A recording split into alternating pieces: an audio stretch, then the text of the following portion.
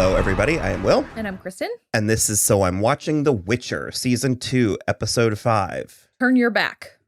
To the forest? Sure. That's what the old lady, the deathless mother keeps saying. I am trying. Yeah. So, okay. I am back in. Is what I've determined is, in spite of one of the perks of this show being that it's only 8 episodes, I think this level of complex storytelling needs 10 to 13 episodes. I hate to say it, but I do. Because what we're dealing with is I only really care about the characters. Sure. I barely have a grasp on the story. And I don't really care. Like, That's the other thing, too, is for me, it's more vibey, where I'm just like, well, these are the good ones, and these are the gray ones, and these are the bad ones, and I'm vibing with the good ones mostly. It's like, other than intellectually understanding that the elf racism is wrong, I don't actually care. Sure. I mean, there was the closest I got was Yennefer trying to engage her magic to save that little girl who was being separated from her mother. And even that was just really kind of trite. Like, so that's where I personally am struggling with this material, is there's a lot of characters sort of stating their motivations or performing companionship at each other, like jokes and stuff. And it does enough for me to follow it. But it's like, the actual moment that I perked in this episode was when Geralt showed up to get Ciri, because I genuinely care about the two of them and their relationship. Yes, agreed. I actually perked up several times during this because I really enjoyed all of his stuff with Istredd. It was like, that stuff was interesting. We're finally getting to the bottom of some stuff. Also, this is just past the halfway mark, so now is when stuff has to start happening. Yennefer found Jaskier again, and they sort of escaped from a man who can make a flame with his finger. So his name was Rience, R-I-E-N-C-E. I don't know. There's no credit for anybody with that name. To quote your husband, finger flame guy. So, and it was a sorceress named Lydia who, I don't know why, released him to get Ciri. But someone told her to do that, and she's working for someone. Yeah. I liked that part. I like Yennefer and Jaskier keep trying to like stick together. I mean, so many good things happened. Geralt found out that Yennefer's alive, and like there wasn't a pissing match between those two dudes because we all know who would win. And there was like a racehorse. Yeah, there was also another cool monster, and we also found out more about how and why that's happening. Very cool. So yeah, you did blow through like 10 of my talking points, but we can go back. Yeah, sure. There was a lot of stuff that like this episode finally felt like we were picking up steam. So this is the most that I've liked Istredd. I don't know why. There was something about putting him with Geralt and the fact that they weren't sort of like trying to one up each other. It also, like, I literally was like, man, I was like, has he been this hot the whole time? And you guys were like, yeah. I mean, I don't find him that hot, although his name is Royce in real life, which is fun. Well, putting him next to Geralt, I realized that he was kind of bigger, like burlier than it, because he looks scrawny or he looks skinny in a lot of it, which I mean, he also usually I like, but he also could have beefed up since season 1 too. He was cuter to me in this. I weirdly liked their little thing. You are correct. The monster, it was like an eagle, rock dragon. Yeah, but almost like obsidian or onyx or something. It's the shards of the monolith. And I'm appreciating that these creatures, there's like a phenomenon in Hollywood where it's because visual effects artists are it's a small community and they're all from the same school. And they've all seen Cloverfield. But now you said it. Everything looks like Cloverfield. Yeah. And I appreciate that we're doing some different things here. Yeah. It is interesting to me how much this is verging into sci-fi. Mm-hmm. There's a lot more steampunky science than I thought there would be. There's a lot more of that. But I dig it. Well, and I mean, we're kind of hardcore throwing down like these monsters are coming from like another universe, like a multiverse type thing. Well, so I think that's what they thought, But now it appears that because she shattered that monolith, they are coming together from shards of the monolith. Because that's all those shards that flew away from Geralt and Istrid. Well, I thought that was just with this monster because that centipede thing wasn't made out of shards of monolith. Well, there was monolith inside it. Okay. Then when they tested it, they were like testing all the things and all of them were like made of the monolith. I'll buy that if that's the case. It still feels a little bit more Annihilation to me than okay. But yeah, I don't know. It is. They definitely do keep saying mutation, so there's some kind of mutation happening. But I think it's every time Ciri taps into her powers, which she did in this episode because Triss like took her on a tour of her mind palace. Yeah, it was called something really stupid. Oh, like a dull dusha, and I was like, something like that. Yeah, I don't care for that. It was spelled so it wasn't so awkward, but it sounded awkward. Well, it wasn't as like aggressive as when Tisea was doing it. Like she wasn't like fingering her brain. Sure, it was more like But I like Triss a lot, and I didn't appreciate how. I mean, yeah, Ciri had her by the neck. Yeah, but it wasn't Ciri. It was like an elf lady that had her by the neck in the dream, or in the world. But it wasn't her mother. Well, no, it was an elf lady. Yeah. They all have long white blonde hair. It's a little confusing. Because she was like communicating properly with her mother, and I couldn't, and that was weird to Triss, and it was weird to us. And it's between that and the Deathless Mother, there is, and maybe they're the same, I don't know, but there is something afoot that I cannot peg. It feels more sinister than it is, but there's an element of it that's preventing me from being like, called it, like for calling it sinister. Yeah. I don't know if I'm misunderstanding something or misreading. Are you getting that vibe too? No, I am, because it's like, it's not totally Baba Yaga. It's not totally Mother Maiden Crone. It's not totally all of these things. And yet Yennefer is accepting this deal, but it still feels like it's like she's going to have to pay. Well, yeah, which if her track record is any indication, she's great at making deals she doesn't fully understand the ramifications of. But because it's like it's making me root for it, because it's like we want her powers back. Yeah. And we want. Well, she fucking needs her powers back. Well, they talked about the reason why fire magic was. I still think it feels arbitrary, but I'll allow it. It's like because fire consumes the soul too easily or something. But then I don't know why Reince was able to. I mean, it was like an area of expertise for him. I think he has corrupted himself to a point where it's just fine. So we're not done necessarily with the Deathless Mother stuff, but I'm going to break neck. I feel like I said this in the first season, and I will absolutely be fine and let this go if it's not the case. But Jaskier is still pinging my gaydar. Sure. And in particular, the him and Reince, I was kind of like, I want 2 or 3 more episodes so that he could do gay stuff.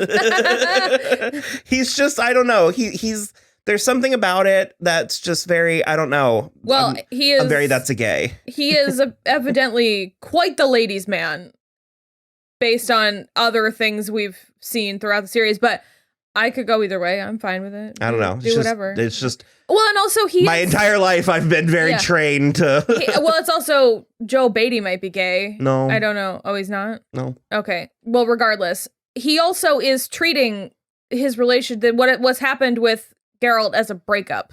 He's like Taylor Swifting his way through this relationship at this point. And so that Look for what me, thou madest me do. Yeah, that for me is the biggest like check mark in the gay column, is that he is so butthurt over the end of this relationship where Geralt was like, take your things away and go. Clearly you haven't known enough straight men. Well.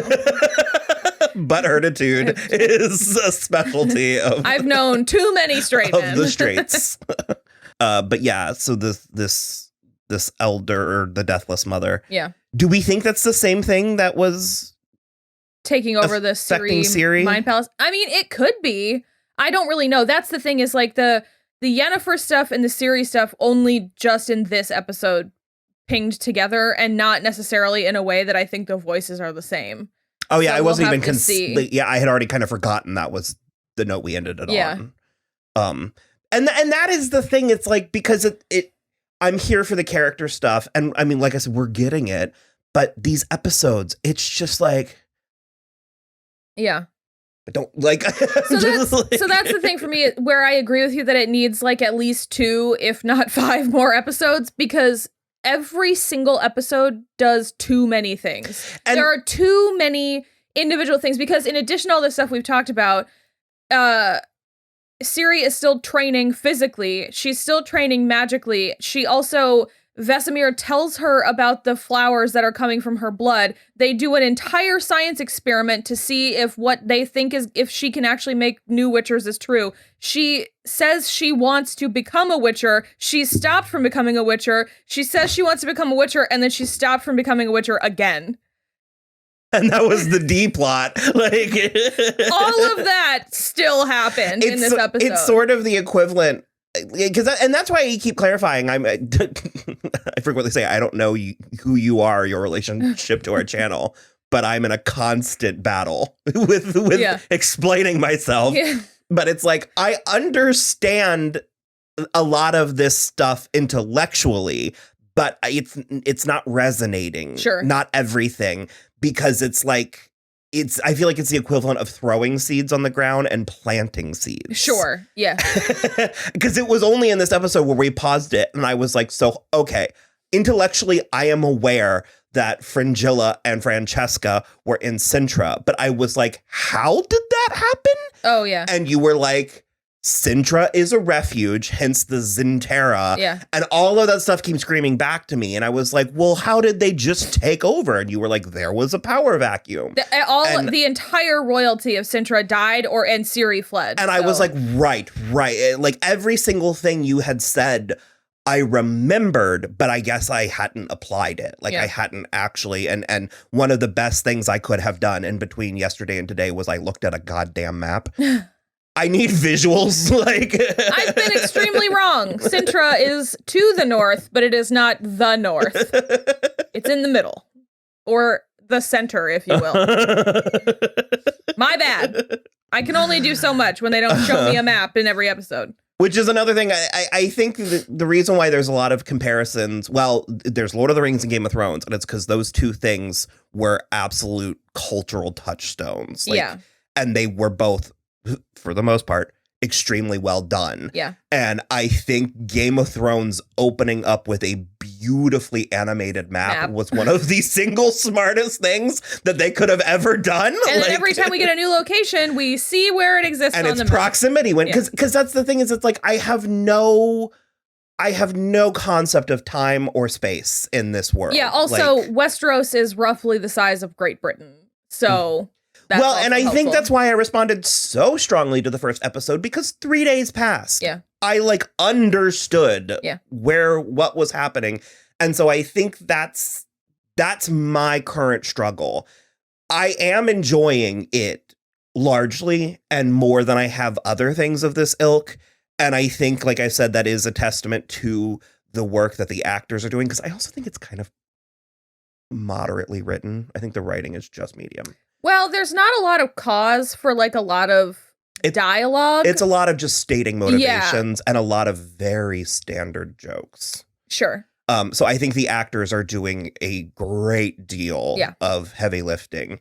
And even just, and I talk about this a lot, but just never underestimate the power of some color. Because it's like, as soon as the horrors were there, we were like, oh, but what are we doing? But I like Triss. She has a charisma and stuff, but there's just something about the red and the green that just allows me to sort of from a visual place be like, okay, I'm aware of who this character is within their surroundings. Yeah, I'd love if she had another dress though. It is pretty. It's well tailored. Yeah. But we frequently talk costumes. The costumes are an upgrade as far as I'm concerned this season, but there's still room for growth. Yeah. So Fringilla and Francesca are more in cahoots. Again, I'm not necessarily saying it, but my gaydar pinged. Oh, sure. That's one of the things, considering how they've diversified all of this. We don't have any gays. Not a single gay. What are we doing?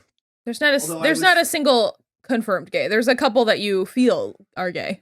I was assuming that Francesca was with that wannabe Haldir elf. Phil Vandrell. Yeah.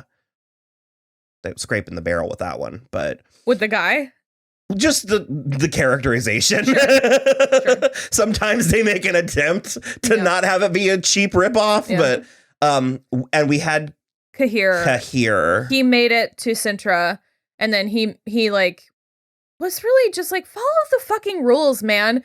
You get to the fucking guards at the beginning and just be like, hey, I'm such and such, Fringilla, but he cut in line, pushed people out of the way, being a real cock about it. And only by pure luck is she meandering about through the market square. Like, but he's also like deceptively blonde. Yeah. I didn't peg that, but he's got that blonde beard that I was like, oh man. I wrote Finwood. Oh, that's the flower. Yeah. Did we need to touch any more on that they're trying to make Ciri a witcher? And it's kind of like what you said, where it was like, well, she said yes and he said no, and then he said yes and she said no, and then they both said yes and no at the same time. Ciri wants to be a witcher, and Vesemir just wants to test it first because apparently it can go wrong. And they stopped making witchers because they ran out of the ingredients? Maybe the flour. They ran out of the flour. I don't remember. Yeah. But I think it also started like hurting the boys. That was clear. Yeah. Scariest thing in this entire series. Oh my God. When they showed the needle, I had a visceral shriek. Yeah, he did shriek. It was like, it was so that's what I was imagining when the personal story about me. I had to go to the doctor for 12 years because I was afraid of needles and it was bad for my health. But every time I was always like, after I finally had blood work done, I was like, do you know what's like a tiny little needle?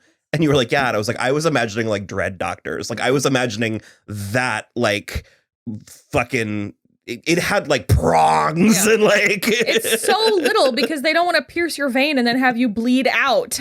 It's so little. He goes to plug that thing, which furthermore, because like I said, it was like 5, if not more needles. But they seemed too close and too far together that I was like, isn't that just going to be that thing where it's like you're lying on a bed of nails and it just like spreads out evenly, that it doesn't? No. Okay. Do you know what I mean? Like, yeah, I know what you mean, but no. Thanks, I hate it. I think you were right. Jaskier's jacket is way more purple than it is red. In light, it glints like a redness. Yeah. Like in the sunlight, there was kind of a more maroony. But it's very like fuchsia. And he's also not taking it off while he's on the run from the law, which is a little annoying. And I was bummed that whore betrayed Yennefer. I mean, she at least had the decency to say sorry. But I said while we were watching, I was like, I like the whores. They seem colorful and they seem pragmatic. Yeah. And I was like, which I guess one would need to be. Yeah. She also was pragmatic about it. You know, she was like, girls got to eat. And, you know, they also were like the morning whores. So they were like 50. Start your day. It's one of my favorite jokes. It was like one of those e-card memes from like 2009. But it was a mother and a daughter making cookies. And the mother was like, listen, Darlene, the mere fact that there's such a thing as an ugly whore tells you all you need to know about men. Yeah, for sure. Also, that was the Queen Calanthe actress. They just didn't show her face. It was her. It was Jodie May. Rude. Yeah. Are you sure she wasn't just credited because of her voice, the voiceover? Maybe, but it doesn't say voice. It says Jodie May, Queen Calanthe. I'm like a low-key Queen Calanthe stan. She was pretty cool. She was an interesting character and casting choice. Yeah. We get femme and we get butch, but we don't get a lot of in between. Yeah, that's correct. She was a queen who could hang. Yeah, definitely. So, also a final note. They keep talking about Ciri's parents as being lost at sea, which means that they're assumed dead. They could easily be alive, I suppose. I don't think that's because I don't know how that would fall into play, but yeah, at least her mother. I liked Pavetta. So very pretty. Yeah. So okay, we're gonna watch the next episode.